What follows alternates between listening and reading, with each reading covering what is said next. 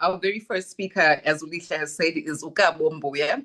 We are super excited to have gotten a hold of him straight, fresh out of a graduation. He graduated last week. He's a valedictorian of the class of 2025 at the Botswana International University of Science and Technology. He graduated top of his class, yeah, with a Bachelor of Engineering in Computer and Telecommunications. His excellence in academics and all things actually was shown from a very early age, having really done super well in his high school career and later excelling in his A levels with two A's and two B's, a very close B with 279% and a stellar CGPA of 4.13 out of 5.10. He was awarded the prestigious Government of Botswana's full scholarship and admitted directly to the second year at the Botswana International University of Science and Technology. So he skipped his first year because of how well he did in his A levels.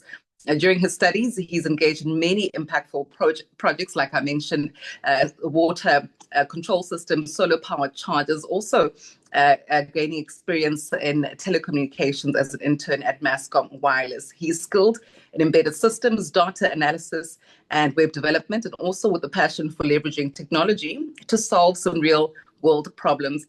He has shown his leadership through roles at the university, winning university competitions, excelling in sports, as well as a former national tennis champion. He is a superstar, and we got him before the whole world tries to grab his attention. Kabo, we are so proud to have you as a guest at FGL. How are you doing? Good afternoon. How's Botswana? Good afternoon. Thank you for the great welcome. It's really an honor to be here. Thank you to Sisolweto and Lihle for introducing me with such grace and and honor. It's cold actually. Funny enough, it being a subdebt thing. It's finally rainy season. We're now entering independence, so it's time for celebration. I love it. Well, we have you, and we're so glad to have you on this platform. I'm going to hand over to you to chat through the presentation with the FGLers. I know there's so much insights you can give for them. I don't want to steal any more of your time. So over to you. All right, thank you very much. Let me share my screen. Do, do, do.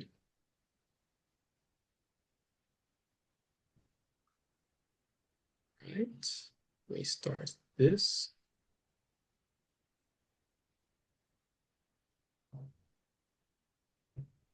All right, I wanted to check, can everyone see my screen, my presentation? Yes, we can. All right, without further ado, thank you again for the warm welcome. My name is Kabo Mbuya, as was stated, well, engineer now Kabo Mbuya. I remember myself being in your guys' shoes, being a viewer of the FGL seminar 3 years ago, listening to the then guest speaker and just getting motivation and inspiration to finish off my university journey strong, and with hopes of entering my career later on with excitement and that passion to take over the world one day. So to be invited and to be a guest speaker right now is truly a full circle moment for me, and truly is an honor. And for that, I would like to say thank you. Before we start, I'd like to make something very clear. I am not here to give you guys a 21-step plan on how to be, the best in mathematics, the best in, finance and all that. I'm here to give you a story of my journey, tell you the lessons that I learned, throughout my whole journey, a few things that I kept anchored to myself as a person, and with hopes that by the end of my talk, you will find a few hints, a few lessons yourself that you can implement into your day-to-day life to achieve the things that you want to achieve and to become the people you want to become. So, change that. Throughout this whole presentation, I'll be taking you through my journey or my story, my university days, a few of my role models and people that I look up to, the anchors, like I said, that kept me going in this life, as well as why I chose to do computer engineering and delve into the tech world, with hopes that some of you will also join me in this great field. Now, I'd like to begin this journey with taking you from my high school experience. I remember my first high school days, or first high school day, I got into class. I sat down at my desk. I looked around just to get a feel of the environment. And then I looked down at my desk and I made a decision there and then that by the end of this high school journey, everyone will know who I am.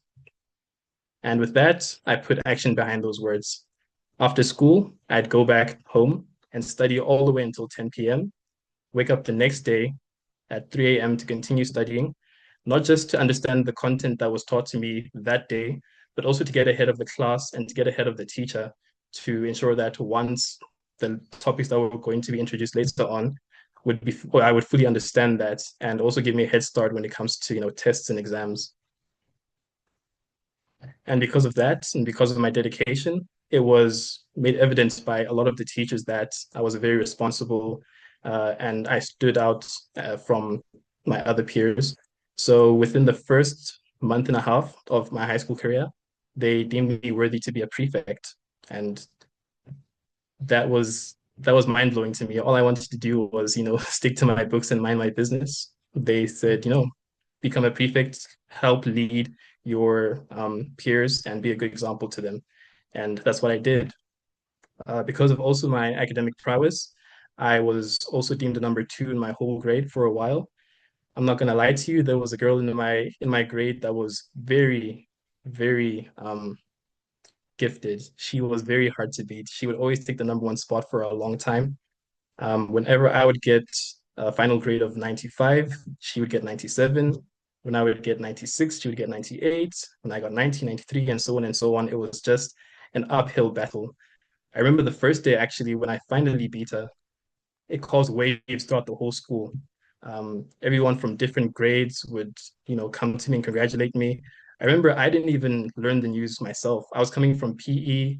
I was minding my own business, and some guy from another grade came up to me and congratulated me for finally becoming number one.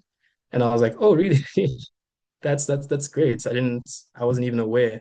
And it was a moment of celebration. Teachers came to congratulate me, but unfortunately, my reign didn't stand for too long because the next term she took her position again. So yeah, goes back to what I said about her being very stiff competition. So a few years passed by and I got into Form 3, which is I believe grade 9, grade 10 to you guys. And there, that is when I saw something different in my competitor. I don't know if she became relaxed or something, but I remember the day very clearly. Something felt off. And without hesitation, I decided to take advantage of that opportunity. I went back home and I studied harder than ever. I made sure I was going to milk this opportunity with everything that I had. And because of that grit, because of that determination, I made sure I landed my number one spot consistently all throughout the rest of my high school career.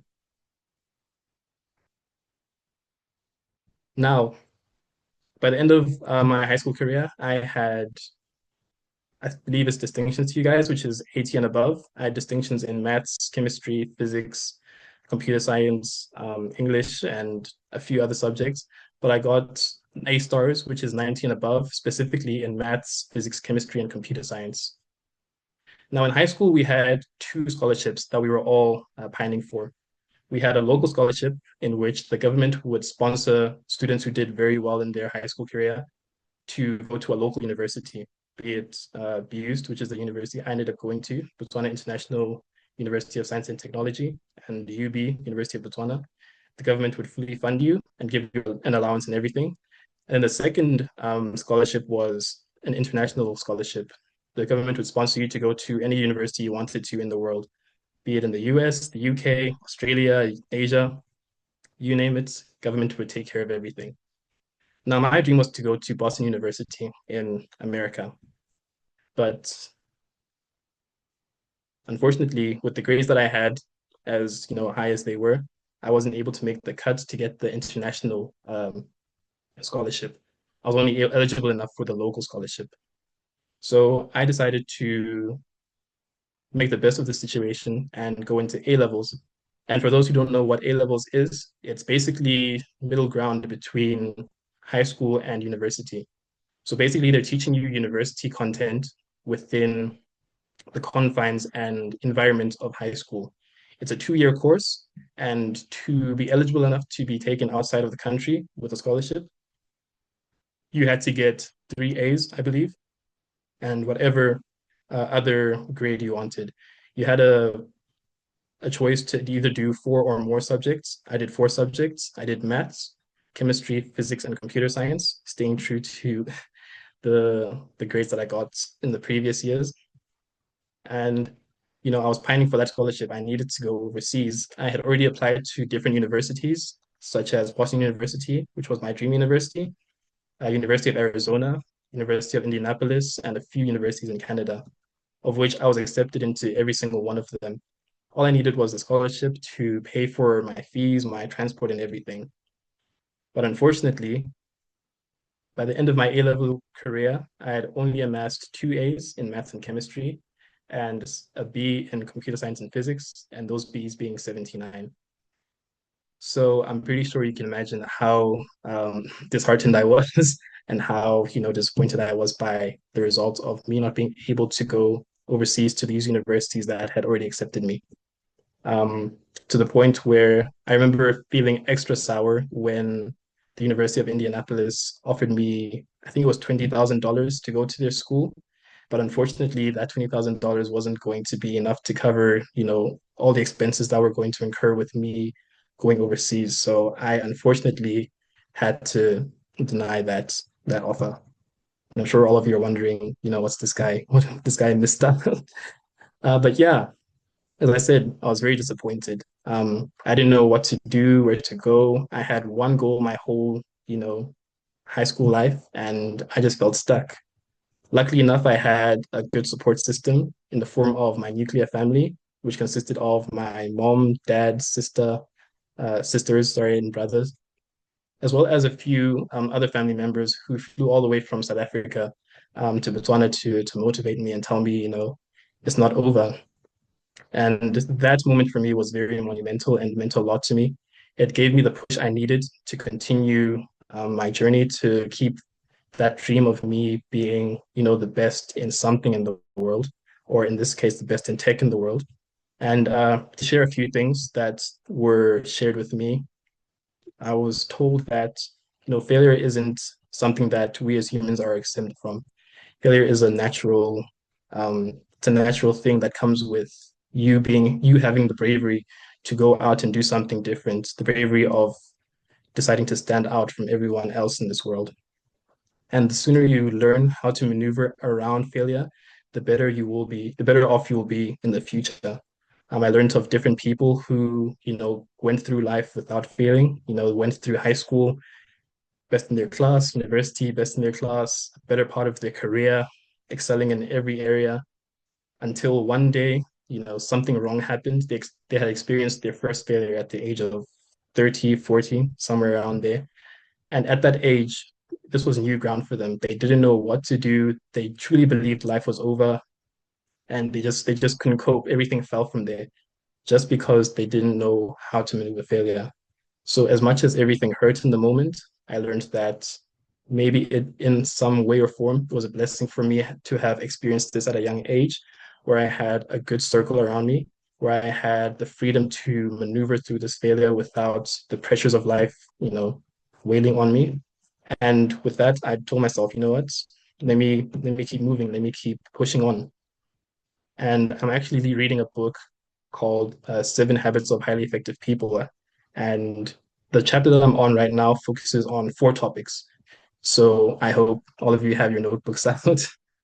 So the first 2 are based around the circle of influence and circle of concern. So basically, the circle of influence pertains to everything that we as humans can control. Stuff like our attitude, stuff like our decisions, everything that we have control over, that is the circle of influence. Whereas the circle of concern pertains to everything that we as humans have no control over. That can be what people say about us, gossip and everything. That can be people making decisions to, ruin our lives. That can pertain to everything, also the environment that we're in, where we were born. That's everything that we as humans cannot control, which leads me on to the last 2 points. In this world, you can either be a proactive person or a reactive person. And now to explain, a proactive person is a person that basically sees the light at the end of the tunnel, the person who is positive, the person who decides to grow their circle of influence and shrink their circle of concern. They look at life as, a continuous learning experience. When they experience failure, they do not look at it in the negative, but they think, how can I use this failure to launch me even further down the line? They look at the positive in life. Whereas reactive people are people who see everything as they've basically victimized themselves. They blame the environment that they're in, they blame the people that are around them. They tell themselves that I cannot make it because of this and this and that. I cannot make it when I'm here and this is going on and that is going on. And with that, and with those four topics, I'd like to give you the option to choose what kind of person do you want to be. Do you want to be a proactive person or a reactive person? Do you want to grow your circle of influence or do you want to grow a circle of concern? That is a question I'd like to pull onto you. Now, to get back into the story. So yes, after I had made my decision to be a proactive person with what I was given, I already knew that I was going to be sponsored by government to attend a university within the country. So I decided to go to BIUST, Botswana International University of Science and Technology, mainly because it is a school that's mainly focuses on engineering, technology, and science. That is where all the best engineers in Botswana are bred. And I figured, you know what, they have the course I wanted to do in it being computer engineering. So I said, why not? Let me go there and see what I can do. And as was stated by Usisi Olwetu, I was exempted from first year because of the grades I had gotten in high school in A level. So I was able to just jump straight into second year.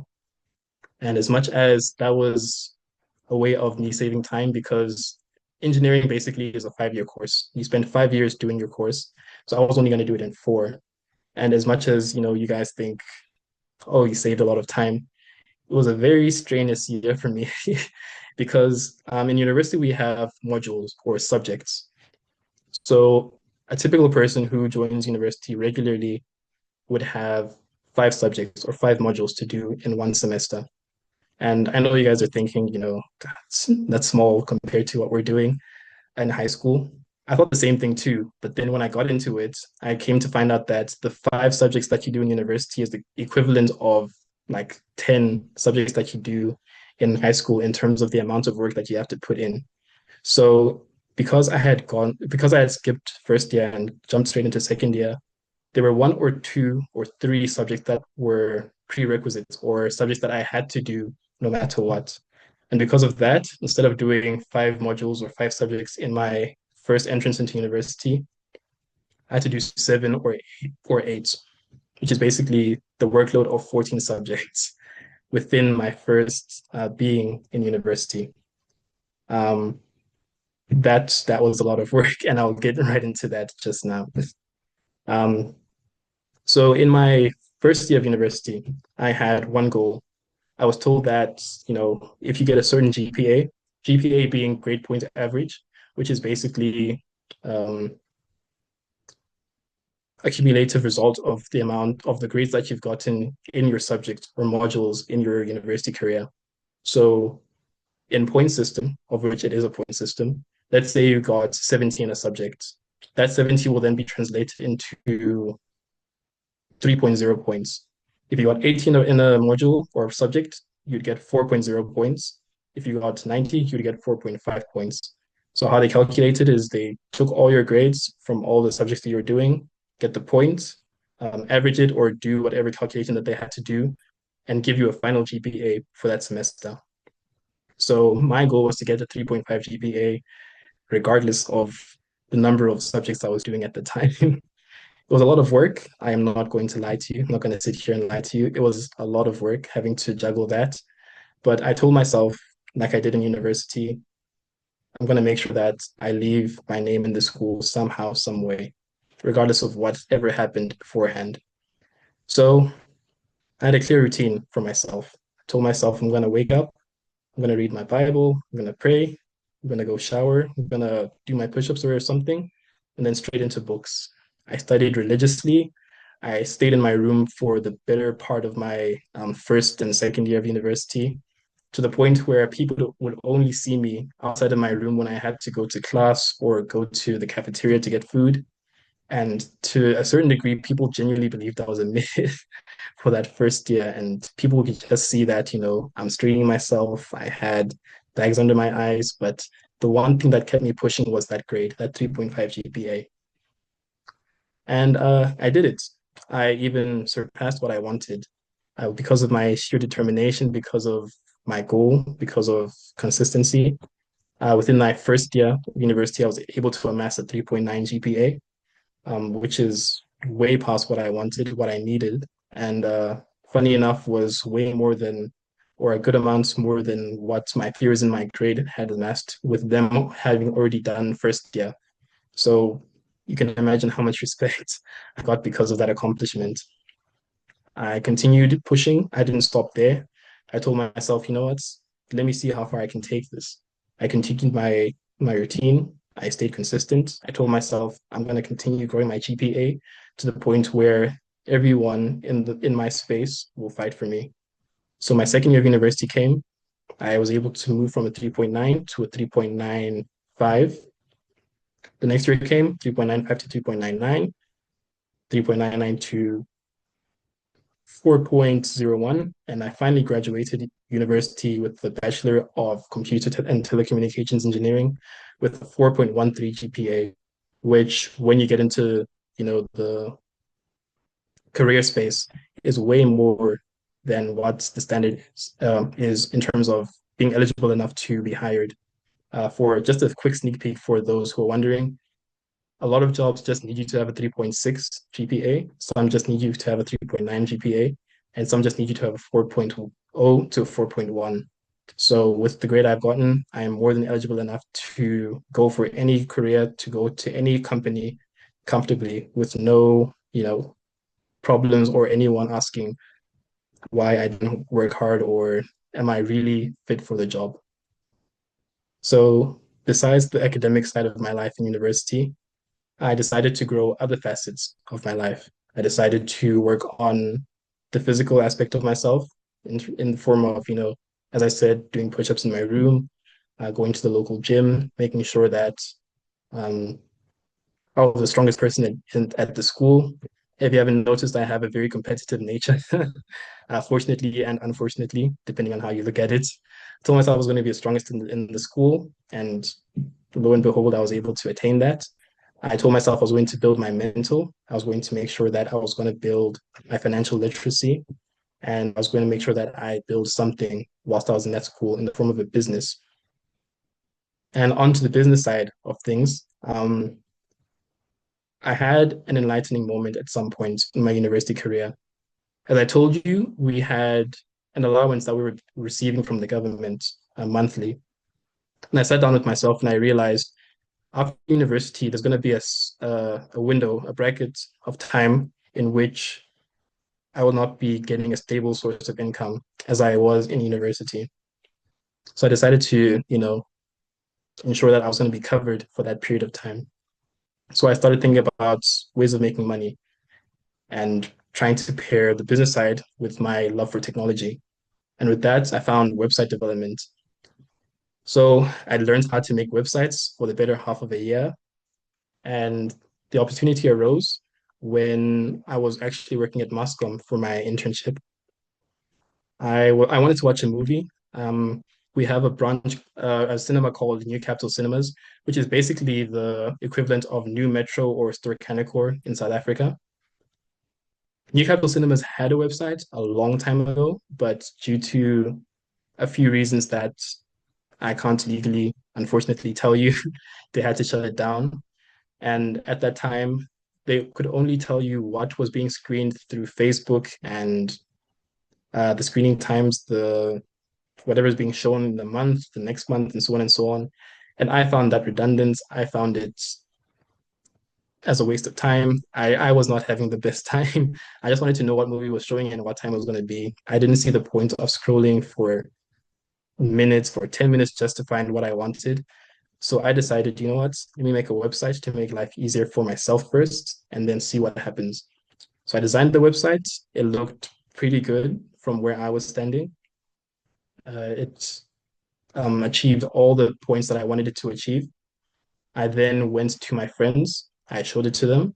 They were also impressed, and I figured, you know what, let me take a chance. So I got the email of New Capital Cinemas, and I shot them an email. I told them about what I had built and that I was interested in sharing it with them if they're willing to set up a meeting with me. Now, at this point, I was just a student in a company at Moscow. It was my first website. I wasn't expecting much, but because God is God, He allowed certain doors to be opened. And 3 or 4 days later, I got an email back from the management at New Capital Cinemas telling me that they were very interested in what I had for them and that they were willing to set up a meeting with me. So you can imagine how excited I was at this point in time. But I had to quickly calm down and, get straight to work. I created a PowerPoint presentation. I did some research. I got the statistics of how many people were in Botswana, how many people watch movies, how many people would benefit from having a website, how many people are suffering right now as a result of not having a website. I ensured that all that information was in my presentation. I got to their offices very early in the morning. I think it was 2 hours or 3 hours before our meeting, just so I ensured that the presentation was stellar, to ensure that I was going to be the first person there. And once the meeting had started, they listened very intently, and it didn't even need me to finish the presentation. I didn't even pack away my laptop or anything. They told me there and then they wanted to work with me. They wanted what I was selling, and we were going to work together, regardless of what happens. So, and this is all during university, by the way. This is still during my university days. Um, so for a few months into my university career, that's what I was doing for during my spare time. I was working with New Capital Cinemas to create and improve their website. And finally, when it was all done, I sold it to them. They bought it, and that marked the end of my first business client. It was a very humbling, a very proud moment for myself. And thinking back, I remember the thought of one day my kid, going on to newcapitalcinemas.com looking for a movie and me telling them, oh, I made that website when I was very young. I think that was a moment that did it for me, regardless of me having my first clients, just having that as the first thing or the first sign of me leaving a legacy, that meant more than anything, if I'm being honest. So that was the entrepreneurial side of my journey. Because of all this, I became very respected in university. I was approached by different people from different years, year ones, year twos, year threes, year fours, people older than me, teachers. Everyone wanted to know how I was me, basically. They wanted to know how I kept my um, how I kept my grades up, basically, how I stayed in shape, how I carried myself to a certain degree, how I was doing well with my business, how I was doing life, basically. And it was a very humbling yet very enlightening moment for me because I realized that as much as I was living my life and trying to improve myself every single day, there were people that I didn't even know were there looking at me and watching my every move. And like I said, enlightening in the sense that I had to make sure that I didn't feel restricted, but I also had to be aware that every decision that I make, every move that I make is being watched by someone who wants to emulate where I am in life. And I had to make a decision to either take them down the right path or mislead them. And I'm pretty sure that's where, with you guys being here, I'm pretty sure a majority of you can relate.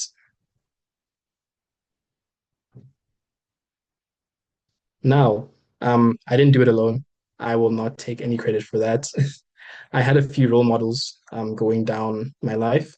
The first one being Les Brown, who was introduced to me by my aunt who came from South Africa. He was the main person who helped me and motivated me into becoming, something greater than I am. He's the one person that taught me that when I fall down, I should make sure that I fall on my back because if I can look up, I can get up. And that is the kind of motivation I needed multiple times in my life because, oh, a fact that I forgot to mention when it comes to failure. As much as I said it is a natural occurrence in everyone's life, when you fail, don't think that is the one and only time that you're going to fail. When I failed, I told myself I'm going to fail a few times down the line. Like I said, wanting to be great, wanting to stand out, failure is going to be around the corner in different forms, in different spaces. You have to know how to ensure that you're going to use that failure to grow yourself in every respect. We also had Dave Ramsey. As I mentioned, I tried to become financially literate because my dad was one of the most financially literate people I knew at the time. And I just wanted to what he was saying. We were talking about, unit trusts and savings accounts and all the like. I kind of felt left out when he would talk about that kind of stuff with my mom. And I wanted to be included in the conversation. I taught myself um, how to be financially literate by listening to people like Dave Ramsey. He taught me stuff like the baby steps of becoming financially free, how to save your money, how to live within your means, um, how to get into unit trusts, basically how to make money work for you in the long run to ensure that you are financially free one day. I give that to Dave Ramsey as well as giving it to my parents for inspiring me to become financially literate at a young age. And now I also give you the same motivation to also do so. Because unfortunately, money isn't something that we are taught in school. That is unfortunately something that we will have to teach ourselves. So I give you guys that task. I also had Trey Drexler, who is a person who basically had a YouTube video that taught different men how to handle themselves, how to handle different situations, how to carry yourself with respect, how to treat people, how to basically exude confidence as well as humility at the same time. And I give it to him for allowing me to, or giving me the chance to know what a young man should look like and what I should strive for to be going down the line. I also had Tim Ross, Pastor Tim Ross, who helped me in my Christian walk. He helped me understand who I am, in this world, that I am not perfect in any form. I am just, Kabo, but I am made perfect through God and through his divine through his divineness, basically. I give that all to Tim Ross. I also had the FGL community, a special, shout out to the FGL community. You guys have really done something special here. I've seen a lot of your seminars, as I've stated before. What you guys are doing is really paving the road to success for a lot of students here, a lot of students that you will have in the future. And I'd like to, on their behalf, say thank you for what you guys are doing. Now, on to a few anchors that I kept with me throughout this journey. I had discipline, integrity, and respect. Now, for discipline, as you guys may have noticed throughout my story, played a very integral part in getting me to where I am right now.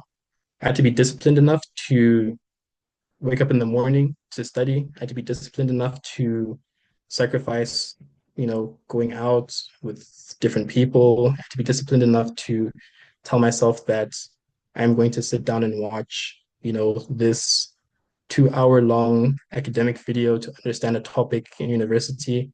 I had to be disciplined enough to tell myself that I am not going to delve into the things that distract me during the week because during that point in time, during my university career, I told myself that I wasn't allowed to watch TikTok or play video games during the week because to me, those were distractions. And that was something that I picked up very quickly and told myself, nope, that is something I'm only going to go into on Fridays, Saturdays, and Sundays. And that is also an important thing. When you guys are in university, you are responsible for yourself. No one is going to check on you. No one is going to make sure you are doing what you are supposed to do. Everything is on you. Your success and your failure is all on you. No one is watching. So by the end of this talk, I hope that it inspires you guys to do the right thing in secret when you're by yourself. And, talking about doing the right things in secret leads me into integrity. Doing the right thing consistently, even when no one is looking, that is a very broad subject in itself. Integrity is not just how you carry yourself, but the decisions that you make. It pairs very well with decision making. In university, you're going to find a lot of people from a lot of walks of life, people who really don't care about where they're going. They aren't motivated in in making it basically, not motivated in being someone big. All they want is 50% and they're done. And that will also introduce you to a few things like cheating. Those are the people that cheat in tests. Those are the people that take phones and stuff into the exam room and cheat. Those are the moments that will define you. And I'll tell you a very good example, a very good story just now. Basically, integrity, like I like to say, is a long-term investment. You're not going to be congratulated or rewarded in the moment, but down the line, trust me, that decision that you make in secret will benefit you down the line. And now into respect, the way I treated teachers, the way I treated students, the way I treated everyone around me. I didn't play favorites with anyone. I knew who to talk to and how to talk to them. And I respected everyone's space. I made sure that I was not an obnoxious person to be around. And now onto that story. Not too long ago, I was called by one of my peers from university telling me that he told the manager of Mascom, which, if you guys don't know, Mascom is one of the biggest telecommunications companies in Botswana. He told the manager about me and how I handled myself in university, how I was top uh, in my class, how I was, one of the best people to be hired, basically. And because of that, not even, asking him to do me any favors, he just did this off his own volition. I was specifically asked for by the manager, and he asked me to send my CV directly to him instead of, for those who don't know, you have to send your CV to people like HR, human resources, to screen you and make sure that you're eligible enough to be hired. In this case, my CV went straight to the manager, straight to the person I'd be working for. And that is a good sign of how integrity, of how making the right choices in secret will benefit you in the future. Now, on to why I chose engineering and technology. There's a movie that I used to watch when I was a kid. Some of you may know it, some of you may not. I'm just very old. But the movie was Meet the Robinsons. And basically, the movie circled around a boy who was an inventor. He always wanted to be an inventor and he would always create these gadgets and stuff, but unfortunately would never truly succeed, would never really get the invention or the gadget to work at 100%. He then had to travel to the future to fix some problems and saw that the life that he had led, the results of his decision in never giving up, in continuing to invent, in continuing to improve his inventions, it paid off. And that is why I decided, you know what? I want to be an inventor. Failure's going to come fine, but I'm not going to stop until I get to where I want to be. So because of that, decided I want to be an inventor. I decided I want to change the world. And I was only going to do that way in the most comfortable way possible. And that was for me through technology. So when it comes to technology, there are multiple facets. There is cybersecurity, there is AI, there's data analysis, there's IoT, which is Internet of Things. But let me start off with the most popular one in being AI, artificial intelligence. Basically, AI is basically a computer program that takes in a large amount of data, processes it as if it was human, and gives you results based on what you asked to do. And to be very clear, well, and also to give an example, we have stuff like ChatGPT, DeepSeek, Claude, and the like. To clarify, those are chatbots. Excuse me. Those are chatbots. They utilize AI. They are not AI in themselves, but they are in fact chatbots.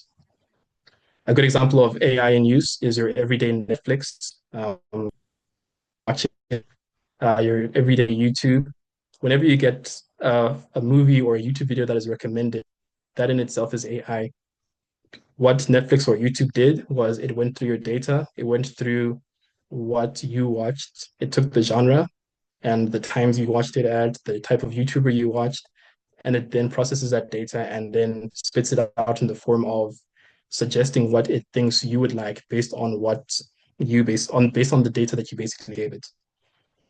That in a nutshell is what AI is. It's a continuously growing field. It is being utilized in multiple fields as well.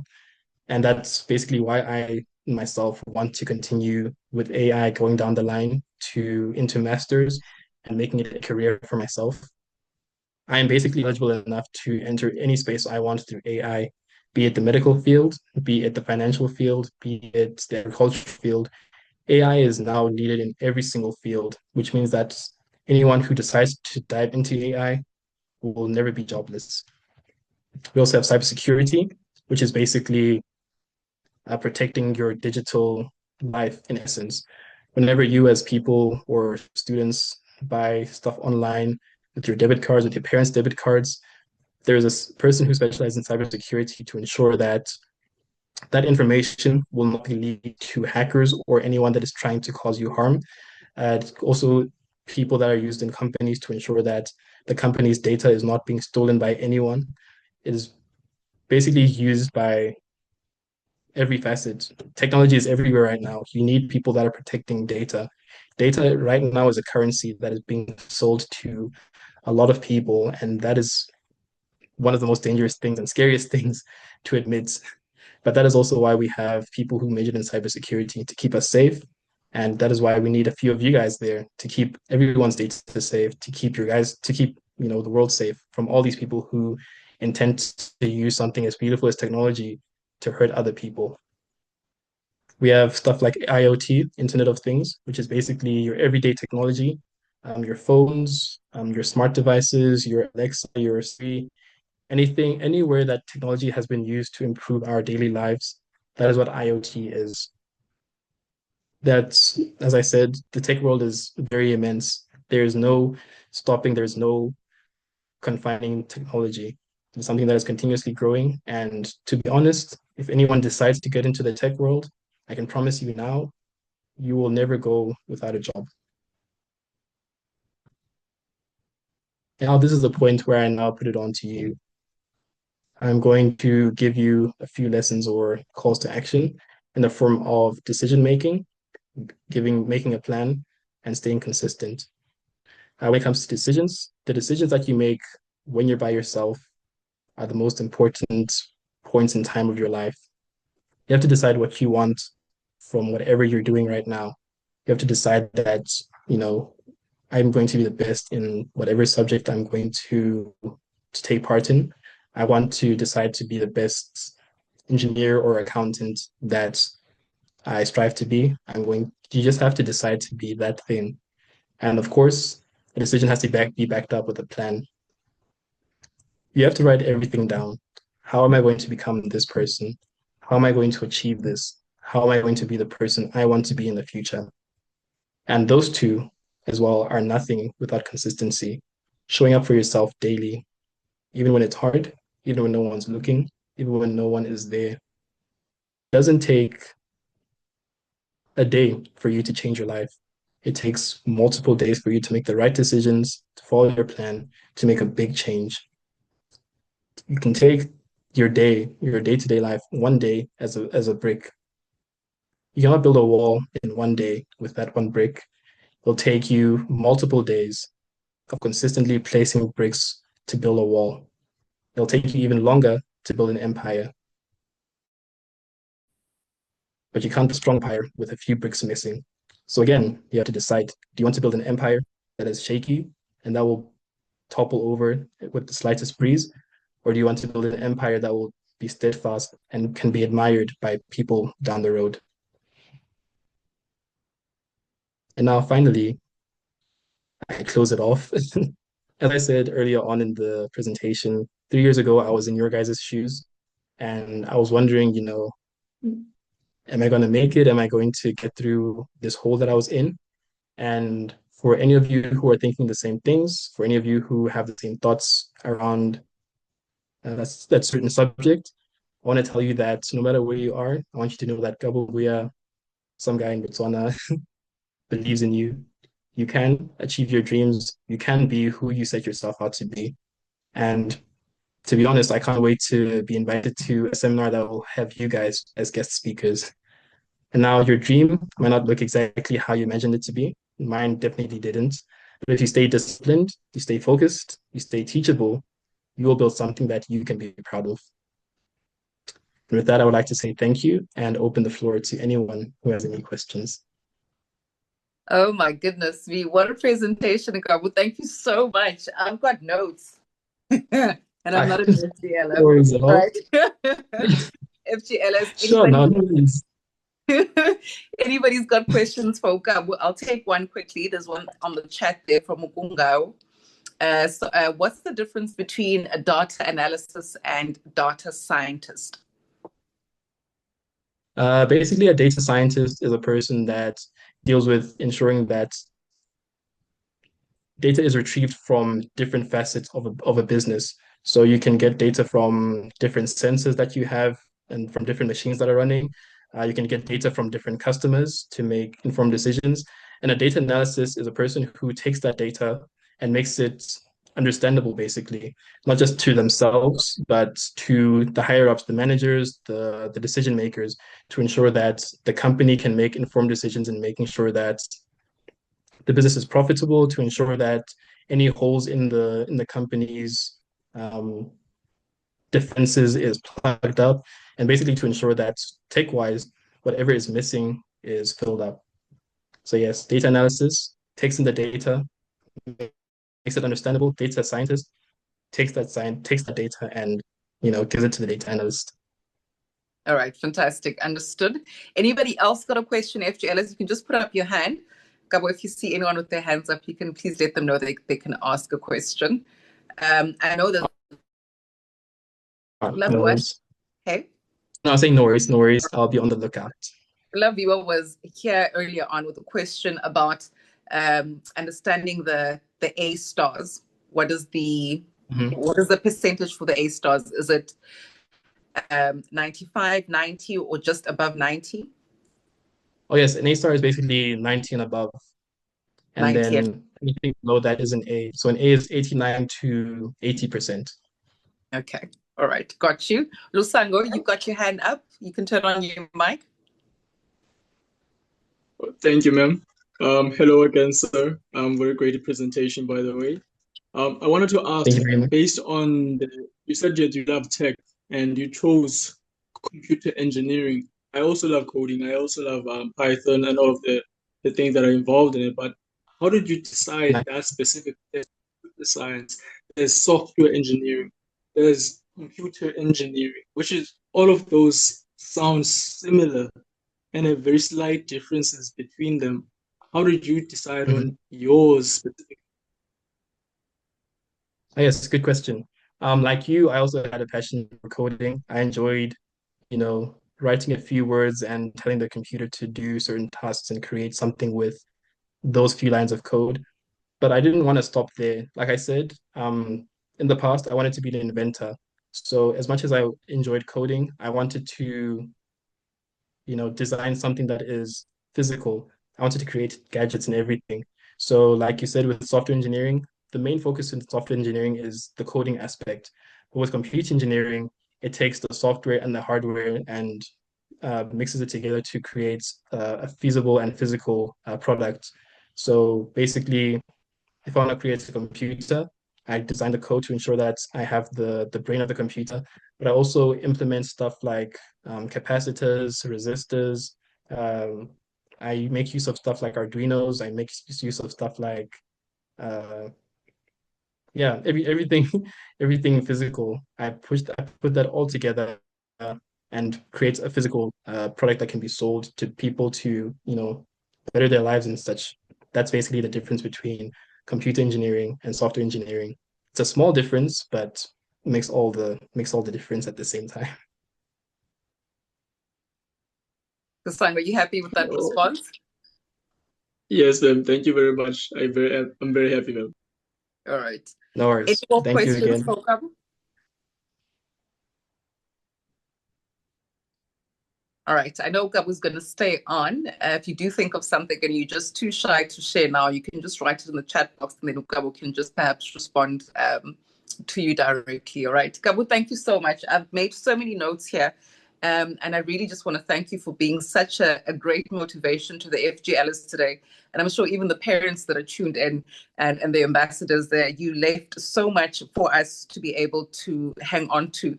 I'm sure the FGLs, as they pursue their final bit of exams and also as they chase careers of the future. For me, I'd like to applaud you on your hard work, on your dedication.